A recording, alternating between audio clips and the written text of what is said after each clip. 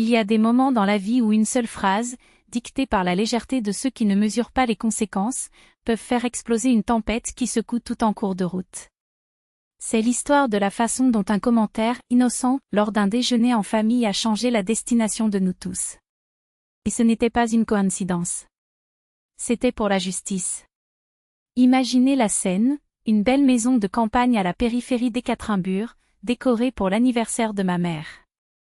La famille s'est rassemblée, des sourires de circonstance, le lit fraîchement lié dans les airs. Au centre de la scène, la famille parfaite, ma sœur Nastia, son mari Igor et ses 3 enfants prodiges, Kirill, le premier poète, donnerait au pianiste des doigts agiles, et Mila, qui chante comme un ange depuis qu'elle a appris à parler. Et puis, moi, Marina. La fille qui n'a jamais été assez. La mère d'un seul enfant, Rose, ma fille de 9 ans, assise sur le bord du canapé, serrant une carte à la main avec un cœur tordu attiré par le stylo rouge contre son cœur. Elle a passé des heures à pratiquer dans chaque lettre, chaque trait. Et quand j'ai dit que c'était parfait, c'était parce que je l'étais vraiment. Comme toujours, après le thé et les discussions sur les comptes, les rénovations et les médicaments, est venu le moment spectacle. Ma mère, bien sûr, a suggéré que les enfants se présentent à la fille d'anniversaire. Parce que rien ne se réjouit plus d'une fête que de transformer les petits-enfants en artistes de cirque, n'est-ce pas? Les enfants de la Nasie brillaient, comme toujours. Kirill a déclaré un poème qui avait l'air d'un livre classique, était-ce vraiment le sien? Il jouerait une étude Tcherny avec une précision mécanique qui envierait un robot. Mila a chanté une chanson de la chorale pour enfants du centre culturel local, et les applaudissements semblaient être au Bolchoï. Jusqu'à ce que ce soit au tour de Rosa. Elle se leva, ses mains tremblant, la voix était un fil de son. Il a chanté « Félicitations à vous » aussi simplement que possible, sans firula, pas de performance, juste un cœur brisé essayant de faire de son mieux. Dans la deuxième phrase, il a raté la mélodie. Les joues ont brûlé de honte. Au milieu de la chanson, la gorge se serra et elle s'est arrêtée. Un silence embarrassant a repris la pièce, suivi de paumes timides, presque par obligation. Les fils de Nastia ont échangé des regards de supériorité, comme s'ils venaient de remporter une médaille d'or. Rosa s'assit en arrière, tenant toujours sa carte froissée, les yeux pleins d'eau. Et puis est venu le coup final. Kirill, éternel, a demandé, puis-je encore, grand-mère? Et a récité un autre poème, cette fois sur l'automne, si parfait qu'il semblait copié à partir d'un manuel scolaire. Une autre série d'applaudissements enthousiastes. Et c'est à ce moment, entre les rires et les compliments, que ma mère a publié la phrase qui a tout changé. Parfois, je voulais que vous soyez nos seuls petits-enfants. Dit avec un sourire, comme une blague. Mon père était d'accord avec un signe de tête, ses lèvres pliées dans un sourire satisfait. Nastia haussa les épaules, comme qui dit « Mère, pour le bien de Dieu », mais n'a rien dit. Personne n'a dit. Le rire ne s'est arrêté que lorsque tout le monde a vu le rose. Elle regarda sa grand-mère, puis pour moi, et les larmes se sont déroulées. La chaise grandit quand elle se leva soudainement et courut dans le couloir, les épaules minces tremblant de sanglots. Le silence qui a suivi était si dense que vous pouviez couper avec un couteau. Je me suis levée. Le cœur frappait si fort que je pensais qu'il allait s'évanouir. Marina, ma mère a appelé ce ton condescendant qu'elle a toujours utilisé. Pour l'amour de Dieu, c'était juste une blague. Blague? Je n'ai pas répondu. Je ne me faisais pas confiance à ce moment-là. Je suis allée après ma fille et je l'ai trouvée rétrécie sur le sol de l'entrée, étreignant la carte, les joues humides et marquées par des pleurs. Le petit corps tremblait comme une feuille. Je me suis agenouillée à côté d'elle, mais mon bras autour de ses épaules. Allons-y, murmurai-je, la voix embargo. Et nous sommes partis. Pas de cris, pas de drame, pas de regard en arrière. Seulement moi, ma fille et le bruit sec de la fermeture de la porte. Nous avons passé le salon. Le F. Les enfants de Nastia étaient tendus comme des cordes de violon. Mon père regarda la table, l'expression gelée. Le sourire de ma mère était devenu une fausse grimace forcée. Le gâteau d'anniversaire était toujours intact, comme si personne n'avait le courage de le toucher. Personne n'a essayé de nous arrêter. À l'extérieur, l'air était frais, typique d'une nuit de septembre. La petite main de Rosa s'accrochait à la mienne comme si sa survie dépendait d'elle. Dans la voiture, une vieille Volkswagen, elle se pencha contre mon épaule, pleurant mon chemisier. Que dire à un tel temps? Ne voulait-il pas dire ça? Qu'est-ce qui était involontairement? Mensonge. Pour elle, c'était la plus pure vérité. Et pour moi, seule confirmation de ce que vous avez toujours su. Alors, dis la seule chose qui comptait, tu es tout pour moi. Tout, tu sais? Elle hocha la tête, toujours collée vers moi, mais j'ai vu dans ses yeux que je ne croyais pas. La douleur était trop grande. J'ai connecté le moteur. La voix de ma mère faisait toujours écho dans ma tête, légère, sans compromis, cruelle, parfois, je voulais que vous soyez nos seuls petits-enfants. Il pensait que c'était une blague. Il pensait que ça passerait. Il n'avait aucune idée de ce qui allait arriver. Parce que pour ma fille, ce n'était pas une blague, c'était un coup de couteau. Et pour moi, c'était la goutte d'eau. Ils ne savaient pas, mais bientôt leur vie parfaitement organisée commencerait à s'effondrer, à la brique par brique, à la vis, jusqu'à ce qu'elle devienne de la poussière. Ils disent que tous les enfants sont une bénédiction. Mes parents n'ont clairement jamais entendu ce dicton. Je suis née quand ils sont à peine sortis de l'adolescence, le résultat d'un accident, un plan qui a mal tourné. Ils n'ont jamais dit cela à haute voix, mais je sentais à chaque regard, chaque soupir, chaque blague empoisonnée. Tu nous dois, Marinka, rit mon père. Nous pourrions être à l'université si ce n'était pas pour vous. Tu nous coûtais tout, a ajouté ma mère, toujours avec un sourire, comme si l'humeur pouvait déguiser le poison. Mais je savais. Même à 6 ans, il a compris qu'il n'était pas des blagues. Puis des années de comparaison sont venues. Jusqu'à Nastia, la fille d'or, l'élue, celle qu'il voulait vraiment, quand ils étaient plus âgés, plus stables, plus prêts. Pour elle, des ballons, des albums photos, des applaudissements pour tout. Pour moi, les vêtements hérités des cousins et de la culpabilité éternelle pour avoir osé exister. Mon enfance était comme ceci, elle brillait, j'ai survécu.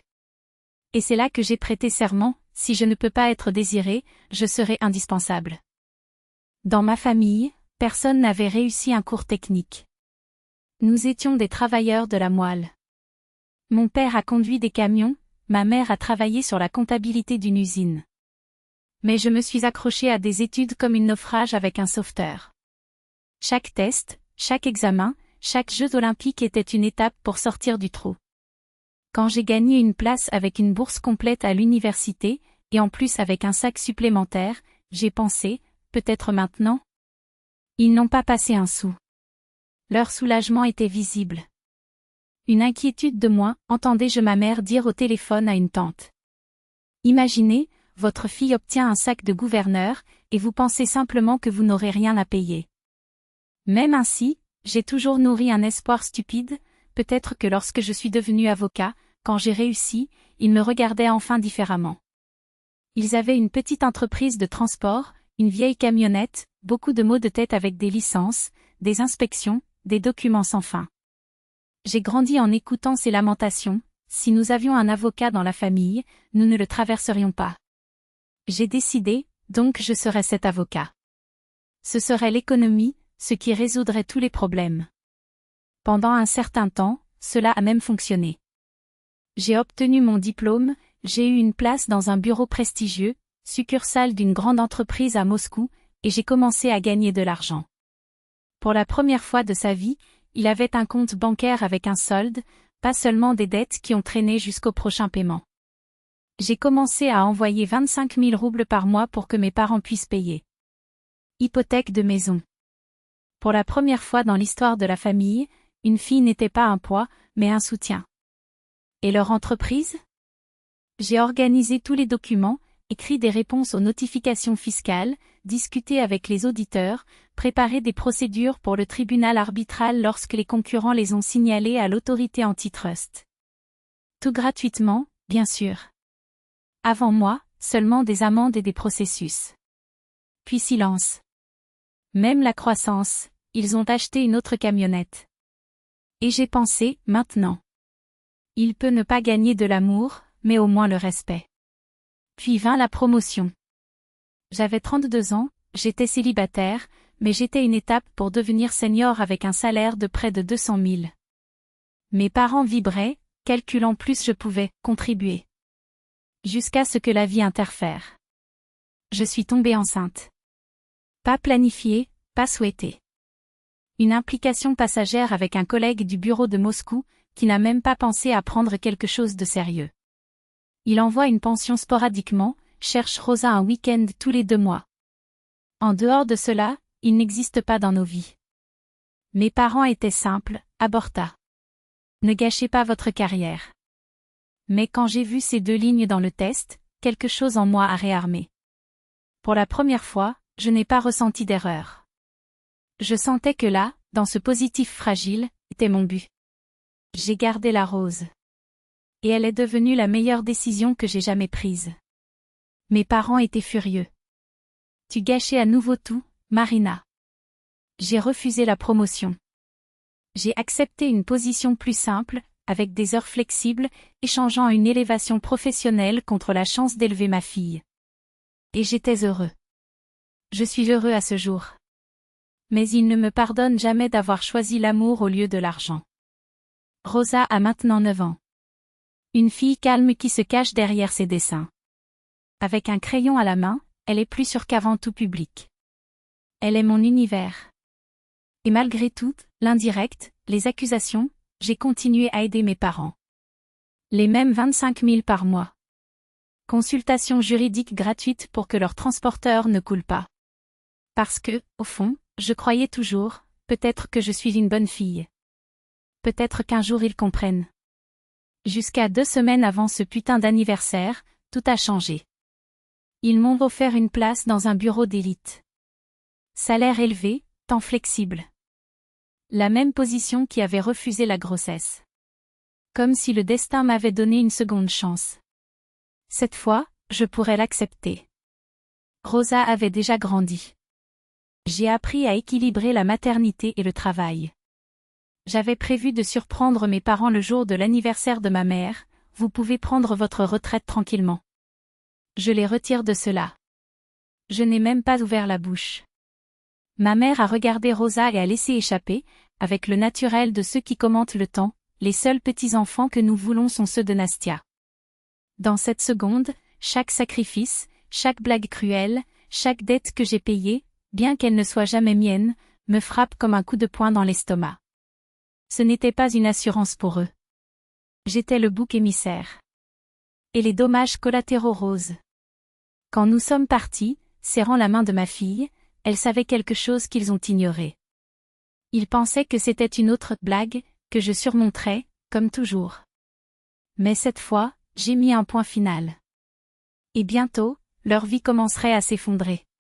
Sur le chemin du retour, Rosa était silencieuse, le front contre le verre de la voiture. Je voulais remplir ce silence avec des mots magiques pour effacer ce qu'elle avait entendu.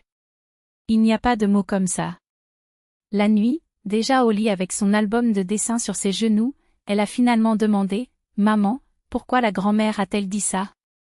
Elle voulait vraiment dire ? Aucun enfant ne devrait poser cette question. Je me suis assis à côté d'elle. Ce qu'elle a dit était mal. Cruel. Et peu importe si elle pensait que c'était une blague, ce n'est pas drôle. Tu es incroyable. Et je ne laisserai jamais personne te faire sentir moins que ça. Ce n'était pas un beau discours. C'était la vérité qu'elle avait besoin d'entendre. Lorsque Rosa s'est endormie, j'ai ouvert le cahier et entré dans les services bancaires sur Internet. Le doigt s'est arrêté sur l'écran pendant un moment. Annuler le paiement automatique. 25 000 roubles par mois. Confirmé.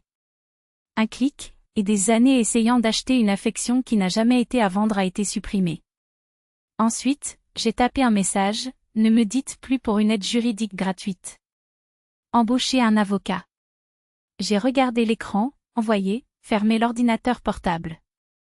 Le lendemain matin, mon téléphone a explosé. Marina, parlons quand tu réchauffons la tête, a déclaré ma mère. Ne prenez pas de décision précipitée, regrettera, a fait écho à mon père. La nuit, le ton a changé, la fille, le renouvellement de licence gagne. Il ne fait que 5 minutes pour envoyer les documents. Sœur, faites cette faveur au père, c'est important. J'ai refusé le téléphone avec l'écran. Le silence est tiré pendant des jours, interrompu uniquement par des notifications insistantes que j'ai ignorées. Puis vint la panique. Papa, si nous retardons, les amendes sont énormes. S'il vous plaît, Marina. Maman, réponds au téléphone. Arrête d'agir en tant qu'enfant. Enfant. L'ironie m'a presque fait rire. Je les laisse bouillir. Les appels se sont accumulés, les messages vocaux sont devenus de plus en plus désespérés. Après 4 jours, dis-je, sèche, pas par téléphone.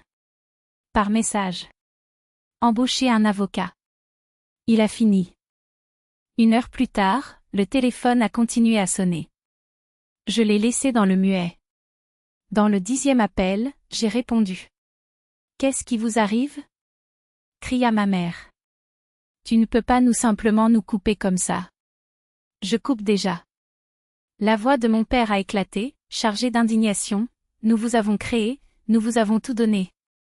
Je ris presque, amère. J'ai payé cette dette il y a longtemps. Ma dette a été payée. Ingrat, cracha ma mère. Non, dis-je. Gratuit. Et j'ai raccroché. La nuit, Rosa était à la table de la cuisine, dessinant avec la concentration qu'elle ne voyait que lorsqu'elle a essayé de résoudre un problème mathématique. A poussé le papier vers moi. Une fille avec une brosse au sommet d'une montagne. Est-ce toi? J'ai demandé. Elle hocha la tête. Maman, je voulais aller dans cette école d'art auquel assistait à l'ami de Dasha. Mais c'est cher, non? J'ai regardé à nouveau le dessin.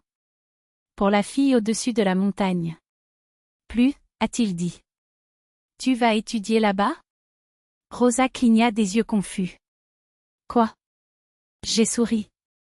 C'était le premier véritable sourire après des jours. J'ai un moyen. Tu pars. Son visage s'éclaira. Pour la première fois depuis les paroles de la grand-mère. Un sourire large, ouvert et pur, la joie de ceux qui croyaient à nouveau au miracle. S'ils demandaient à mes parents pourquoi j'avais cessé d'aider, ils disaient simplement, c'était coincé. La phrase m'est venue de tante Galia, qui a appelé une voix de Melosa un matin, Marinka, ta mère dit que tu as changé après ton nouvel emploi. Pensez-vous que c'est trop bon pour nous maintenant? Trop bon. Ris presque.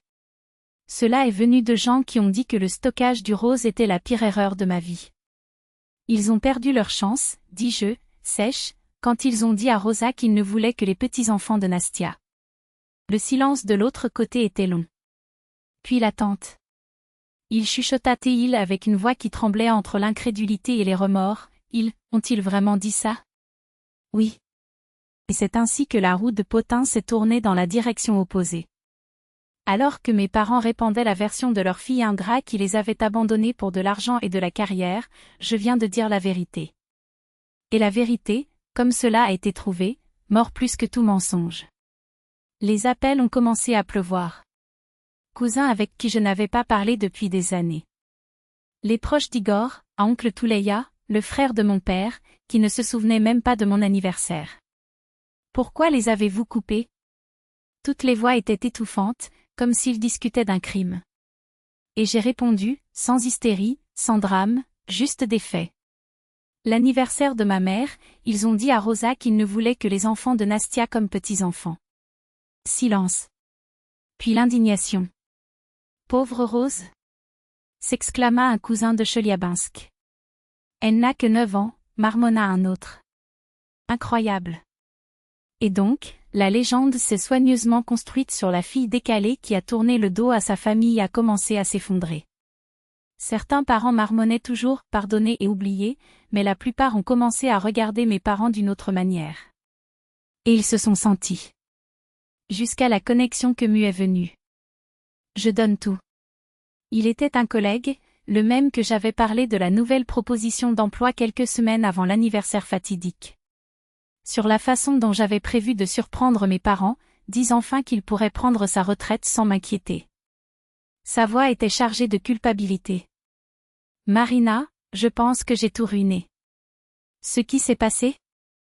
Je suis tombée sur ses parents sur le net, a-t-elle lâché prise.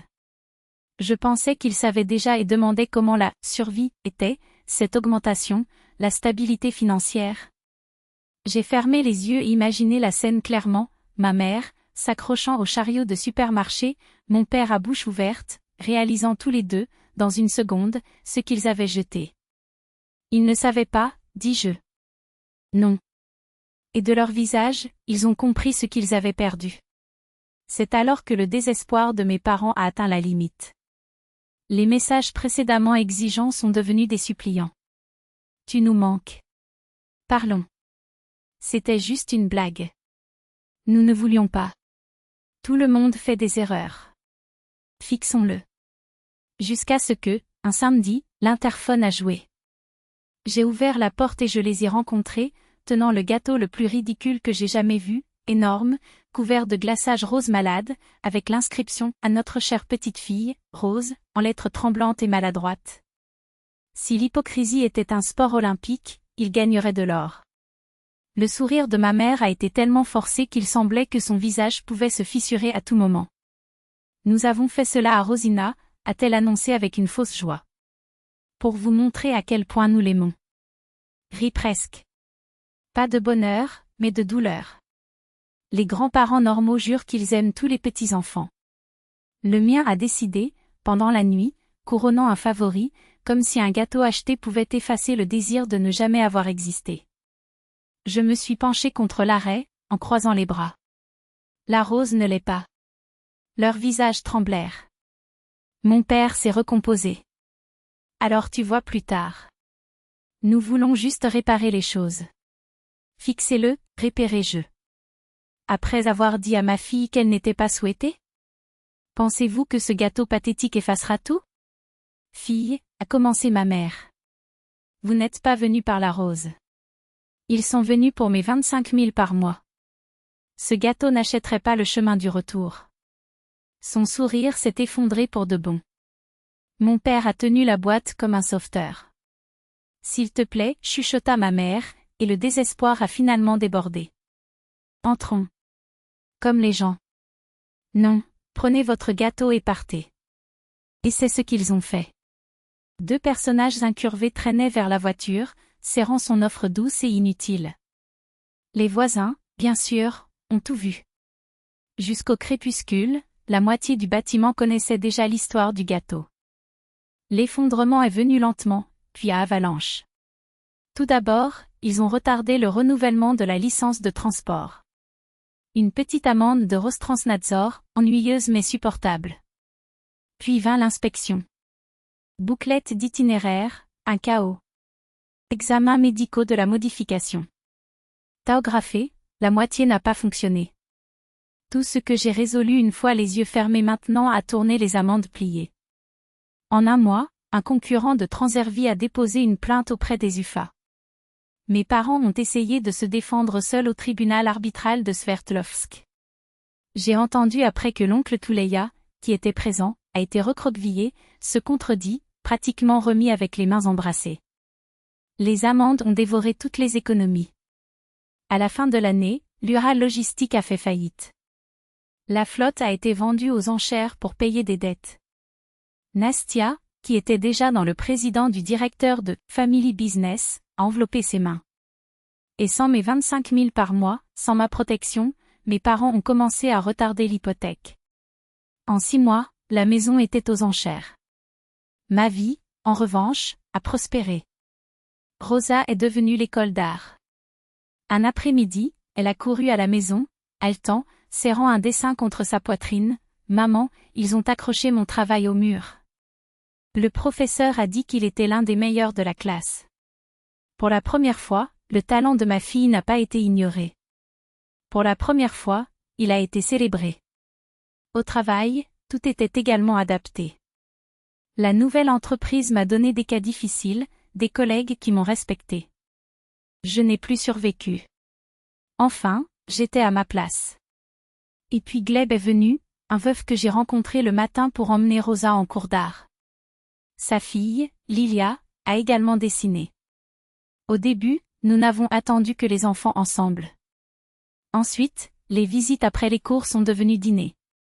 Pour la première fois depuis des années, j'ai ressenti quelque chose que j'ai trouvé perdu pour toujours, la possibilité. Parfois, je me souviens de ce gâteau. Des visages de mes parents quand ils ont compris que je ne les laisserais pas entrer. De la voix de l'ami décrivant comment ils ont gelé dans les filets, réalisant ce qu'ils avaient jeté. Par conséquent, parce que j'étais vraiment prêt à tout leur donner, pour faire attention jusqu'à la fin de leur vie. Mais ils ont choisi une blague qui n'était pas drôle. Ils parient tout. Alors que leur vie s'effondrait, le mien s'est finalement construit. Ils ont dit que je serais toujours votre plan B. Comme ils m'ont perdu, ils ont tout perdu. 1 an plus tard, Rosa est méconnaissable, cette fille timide qui a fui son anniversaire n'existe plus. À l'école d'art, ses œuvres sont dans un endroit éminent dans le couloir. Il parle de traces, de bonbons, de tons chauds et froids avec une confiance que je rêvais d'avoir seulement. La voir entrer dans l'école tous les matins, la tête haute, vaut plus que tout l'argent que j'ai gaspillé avec mes parents. Ma vie a également changé. La nouvelle entreprise est devenue à la maison. L'augmentation n'était pas seulement une position. C'était la stabilité, le respect, la liberté de choisir l'avenir. Et Gleb, il n'est pas seulement le veuf de la balade matinale. Lui et Lilia ont déménagé ici il y a quelques mois. Dans l'enfance, j'ai rêvé de 2 enfants. Puis la vie s'est produite. À la naissance de Rosa, j'avais plus de 30 ans, seule. Je me suis dit que ce rêve était terminé. Une fille seulement. Et Dieu merci. Mais dans des moments calmes, j'ai toujours manqué la famille que je n'aurais pas.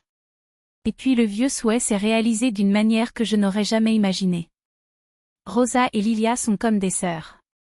Chambre côte à côte, murs pleins de dessins, chuchotements de nuit jusqu'à ce qu'ils dorment. Nous les Gleb les avons créés ensemble en équipe. De mes parents, des nouvelles clairsemées arrivent. Ils louent un petit appartement à la périphérie, loin de la maison de campagne qu'ils ont tellement montrée. L'entreprise s'est évaporée. Nastia bouillonne de colère, l'héritage qu'elle attendait devenu la poussière. Les parents qui avant, ceux qui les ont défendus les dents serrées aujourd'hui maintiennent une distance prudente. Tout le monde connaît l'histoire. Les mêmes grands-parents qui, avec de faux sourires et des mots doux, ont chuchoté à leur petite fille ce qu'ils pensaient vraiment. C'est leur héritage. C'est la vérité que personne d'autre se cache. Et maintenant tu me demandes, est-ce que je suis allé trop loin? Ou simplement corriger qu'est-ce qui a été tordu de longue date? La vie, après tout, a une façon cruelle de retourner chaque choix dans la même pièce. Et cette fois, la médaille était la mienne.